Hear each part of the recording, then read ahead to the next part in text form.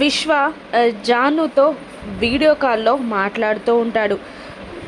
విశ్వ తన ఫేస్ని తనని గుర్తుపట్టకూడదని కంగారు పడుతూ కొంగుతో తన సగం ఫేస్ని కవర్ చేసుకుంటుంది జాను.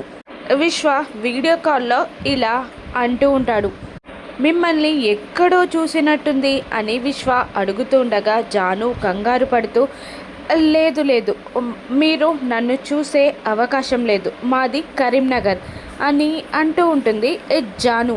కానీ విశ్వకి జానుతో ఉన్న జ్ఞాపకాలన్నీ గుర్తొస్తే ఇంకా ఇలా అంటుంటాడు, లేదు, మీ గొంతును కూడా ఎక్కడో విన్నట్టుంది అని జానుతో అంటూ ఉంటాడు విశ్వ.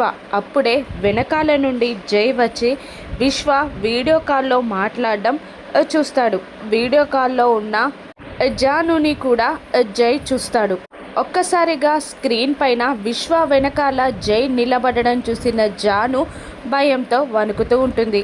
విశ్వ మాత్రం మిమ్మల్ని ఎక్కడో చూసినట్టుంది, మీ గొంతు ఎక్కడో విన్నట్టుంది, మిమ్మల్ని ఒకసారి కలవాలి అన్నట్టు మాట్లాడుతూ ఉండగా వెనకాలన్న జైని చూస్తూ వణుకుతూ ఉంటుంది జాను.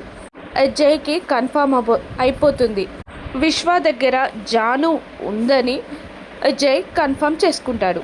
జానుని మళ్ళీ ప్రేమ పంజరంలో జై బంధిస్తాడా? జాను ఎలా తప్పించుకొని జైని మార్చుకుంటుందా? ఏం జరుగుతుందో రానున్న ఎపిసోడ్స్లో చూద్దాం. Thank you for watching.